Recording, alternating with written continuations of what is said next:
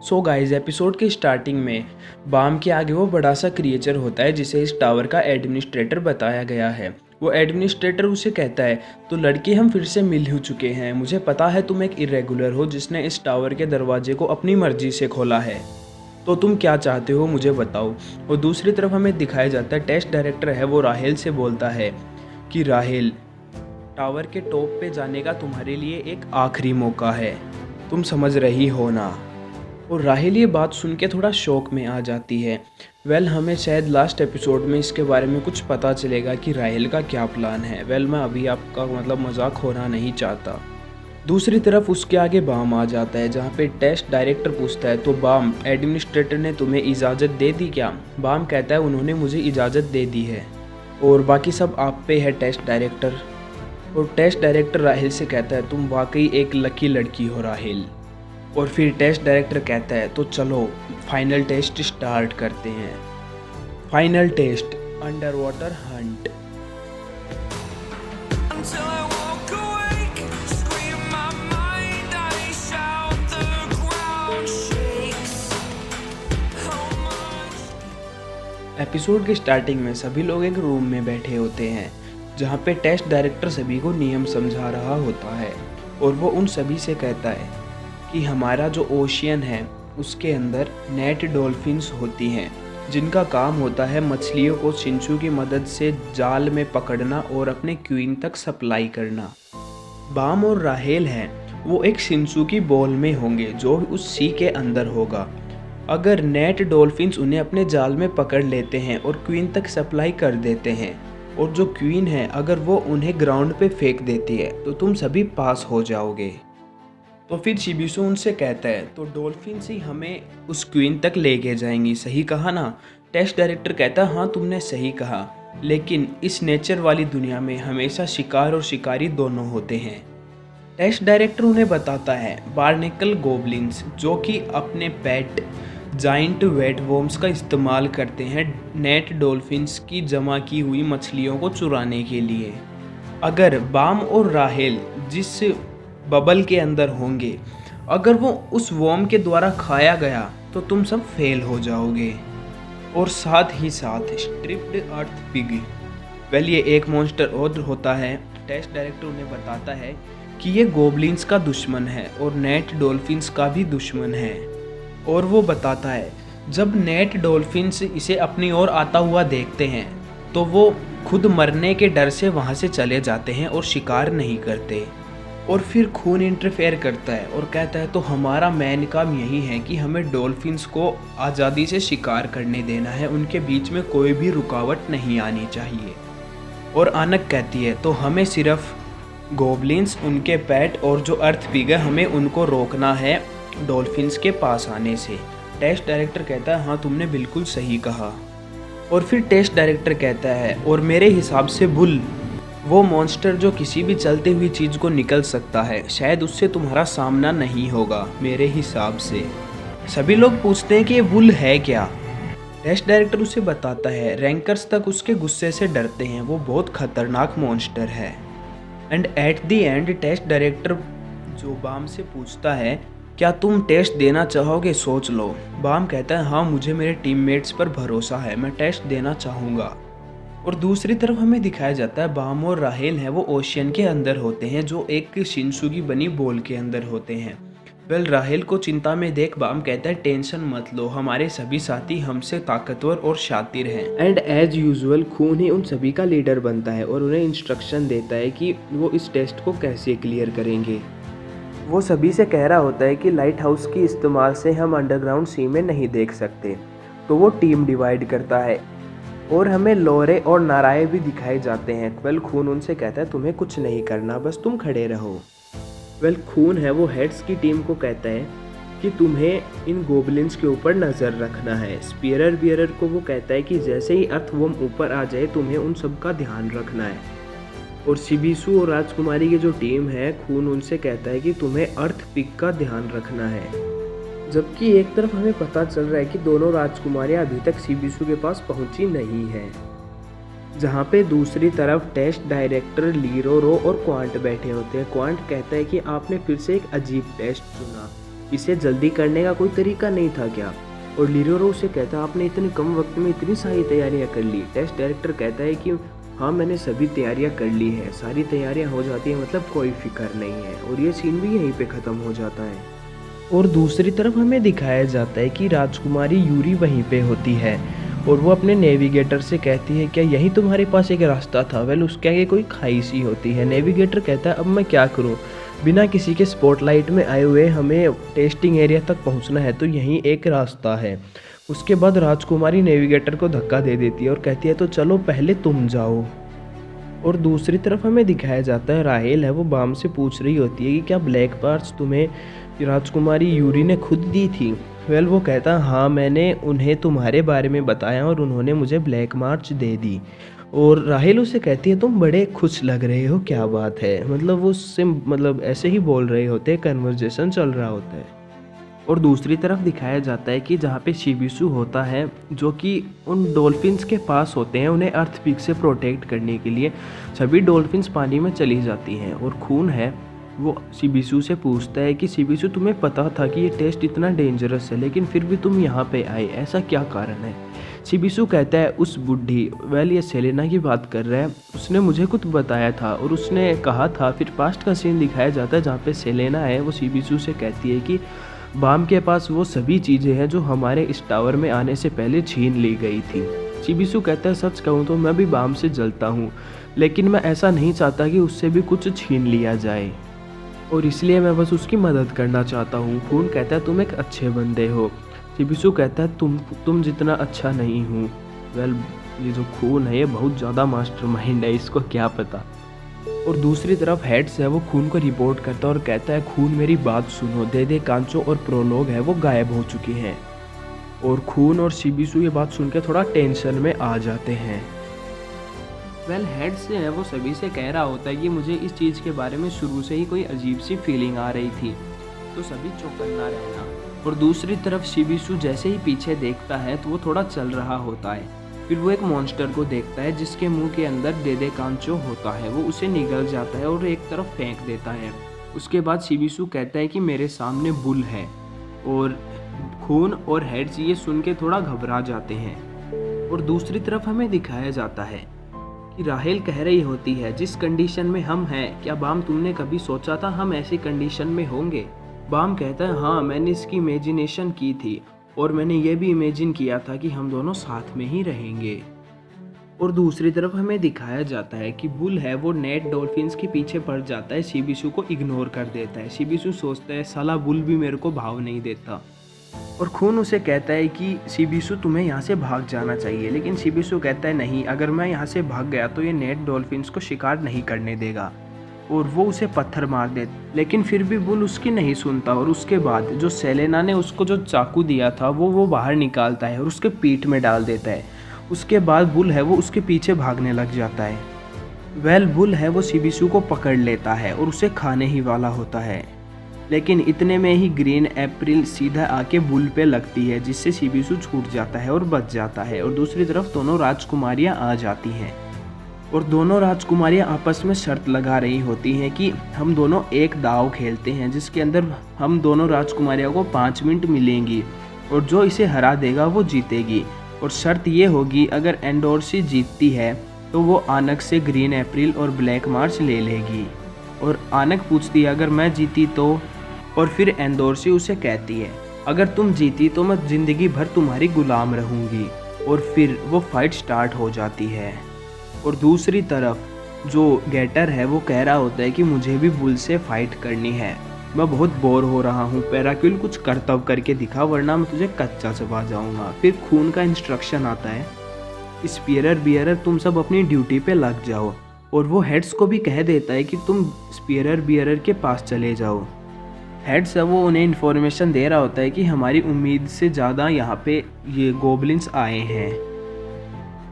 उन सभी से कहता है चाहे कुछ भी हो जाए तुम्हें मेरे इंस्ट्रक्शन को फॉलो करना ही है, हम उन्हें हैरान कर देंगे और अगर हम चूक गए तो सब कुछ ख़त्म हो जाएगा। और हेड्स उनसे कहता है कि इस बार सब कुछ तुम लोगों पे है रेवोल्यूशनरीज। और उससे अगले सीन में हमें दिखाया जाता है कि डॉल्फिन्स हैं शिनसू की मदद से अपना जाल बनाना स्टार्ट कर देती हैं। और हमें दिखाया जाता है कि बाम बहुत एक्साइटेड है और राहेल भी पूछती है तुम बहुत एक्साइटेड हो। फिर बाम कहता है अगर मैं उदास हो गया तो तुम चिंता में हो जाओगी, और वो आपस में ही ऐसे ही मतलब बोल रहे होते हैं, फ्लर्टिंग वगैरह चल रही होती है इनके बीच में। और दूसरी तरफ खून होता है, वो कहता है कि डॉल्फिन्स ने जाल बना भी लिया, और वो कहता है जब ये अर्थवॉर्म और ये गोबलिन अंडरग्राउंड के अंदर चले जाएंगे तो हम इनके मूवमेंट के ऊपर नज़र नहीं रख पाएंगे, हम इन पे नज़र नहीं रख पाएंगे। और दूसरी तरफ जो नाराय सान होती है वो खून से कहती है कि शायद मैं रास्ता खोज सकती हूँ। और उससे अगले सीन में हमें दिखाया जाता है कि आनक है वो टाइम काउंट कर रही होती है और बोलती है टिक टॉक ऐसे कर रही होती है। और दूसरी तरफ जो एंडोर्सी है वो उस क्रिएचर से फाइट कर रही होती है और कहीं ना कहीं फाइटिंग में डोमिनेट कर रही होती है। फाइटिंग के बीच में हमें दिखाया जाता है जो बुल है वो कुछ रोप जैसे स्ट्रक्चर के अंदर राजकुमारी को पकड़ लेता है, लेकिन राजकुमारी इजीली उन्हें छुड़ा लेती है। और जैसे ही लास्ट की 1 मिनट बची होती है, आनक उसे इंडिकेट करती है कि 1 मिनट बची हुई है, और इतने में ही जो बुल है वो वहाँ से भाग जाता है। लेकिन आनक और एंडोर्सी दोनों एक्साइटेड होकर उसके पीछे चली जाती हैं उसे पकड़ने के लिए। और दूसरी तरफ हमें दिखाया जाता है युगा, या जो ये फेक रैंकर है जो बहुत हाई क्लास का है जिसने युगा का रूप ले रखा है, वो पिज़्ज़ा खा रहा होता है और कहता है कि तो तुम आसानी से मेरे जाल में फंस गई। और दूसरी तरफ हमें दिखाया जाता है एक स्मॉल क्रिएचर होता है, वो कुछ सेंस करता है और उसके बाद एक कुछ रास्ता सा बनाता है जहाँ पे बहुत ज़्यादा चमक हो जाती है। नाराय कहती है ये अमेजिंग है, तो अंडरग्राउंड तक सच में एक रास्ता है। और खून उसे कहता है तुमने मुझे पहले क्यों नहीं बताया कि तुम एनिमा हो। वेल एनिमा वो होते हैं जो डिवाइन सी फिश, जो प्रोबेबली यही जो फिश हमें दिखाई गई है जो स्मॉल क्रिएचर है वो डिवाइन सी फिश है, उनको कंट्रोल करती है।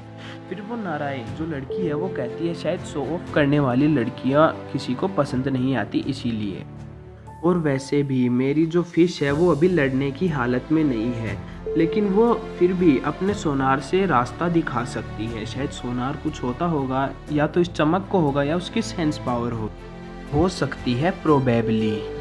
मैं थोड़ी और खोज कर लेती हूँ और तुम्हें बता दूंगी खून, ऐसा नाराय सान कहती है। उसके बाद खून पूछता है क्या तुम्हारी ये सी फिश जानवरों को कंट्रोल कर सकती है जैसे कोई बुल या डॉल्फिन। उसके बाद वो लड़की कहती है कि मेरे लेवल पे तो नहीं, पर एक रैंकर के लेवल पे हाँ वो बिल्कुल कंट्रोल कर सकती है। खून कहता है हाँ बिल्कुल। वेल ऐसा देख के लग रहा है जैसे खून को कुछ बहुत ज़्यादा पता चल गया हो। वेल वो क्या हो सकता है हमें नहीं पता, लेकिन उसके बाद एंडोर्सी है वो उस जानवर जो बुल है उसके खोज में गुफा में ज़्यादा आगे चली जाती है। और उसके बाद वो नोटिस करती है कि बुल ऊपर जस्ट उसके ऊपर ही है और बुल उसके ऊपर अटैक करता है, लेकिन एंडोर्सी बच जाती है।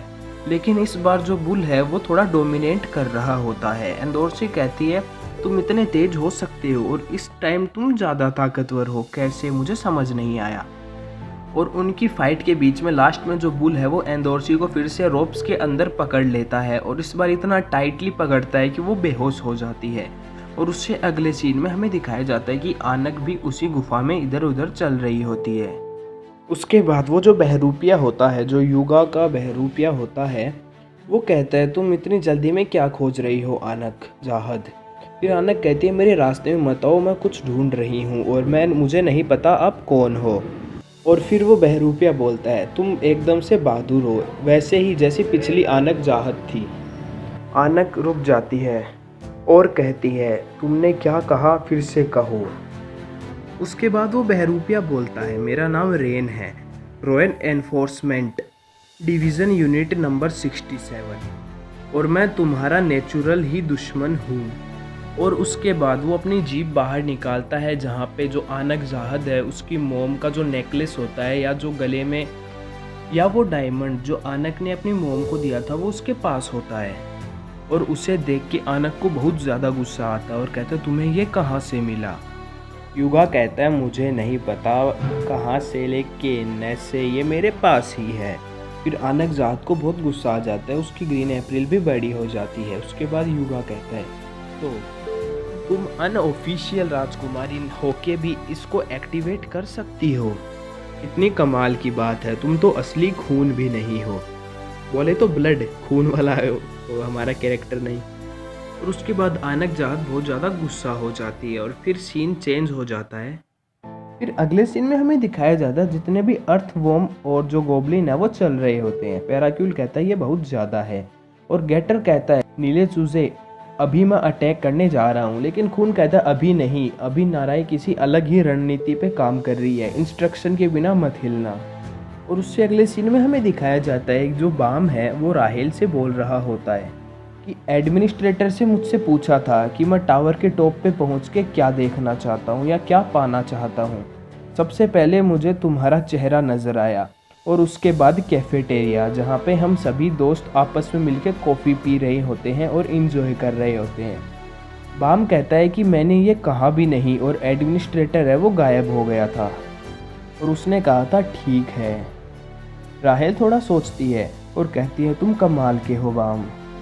और उससे अगले सीन में हमें दिखाया जाता है आनक और वो जो नकली युगा है वो आपस में फाइट कर रहे होते हैं और युगा जो नकली युगा है वो बहुत ही इजीली डोमिनेट कर रहा होता है और थोड़ी बहुत फाइट करने के बाद वो अपनी टंग को एज ए वेपन बनाता है और आनक के आर पार कर देता है और कहता है तुम अनऑफिशियल ब्लड हो, तुम बेकार ब्लड हो, इसलिए शायद तुम्हें इतनी पावर नहीं है, तुमने मुझे निराश किया। और उससे अगले सीन में हमें दिखाया जाता है कि जो नाराय है वो लोरे का तकिया ले लेती है, जिसके कारण लोरे खड़ा हो जाता है और उसको मतलब कोई प्लान बनाया उस हिसाब से चलना ही होता है और कहता है किडनैपर कही कि मेरा तकिया किडनैप कर लिया। और उससे अगले सीन में जो अर्थवॉर्म है वो मतलब अंडर सी जो रास्ता होता है कहीं पे उसमें अपना मुंह देने लग जाते हैं शायद ताकि वो मछलियों को खा सके। गेटर कहता है कि अभी अटैक करते हैं वरना हमारा काला चूजा खाना बन जाएगा। खून कहता है कि अभी नहीं, वेट करो। और वो हेड्स को कहता है कि तुम स्पीयर बियरर के पास ऊपर चले जाओ।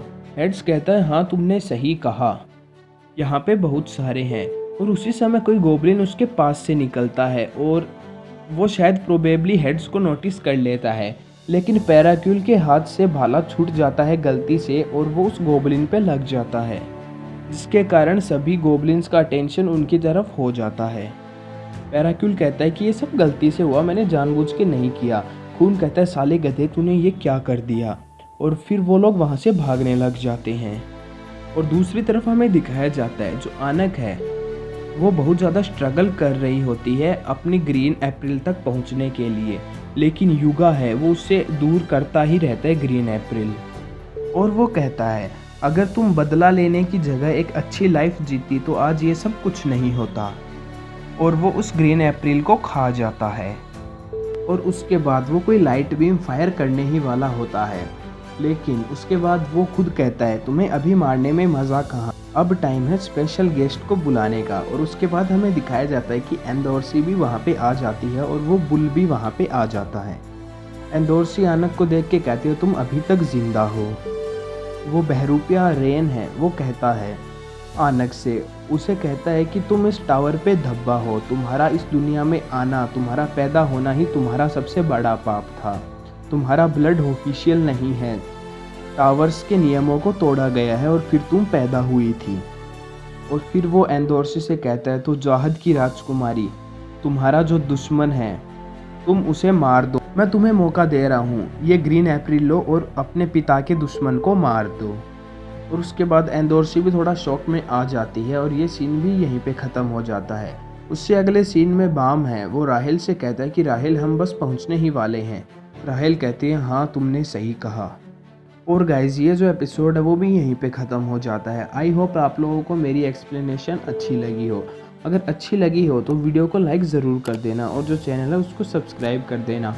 और इंस्टाग्राम पे NK वर्स नाम करके मेरा चैनल है, उसको जाके फॉलो कर लेना।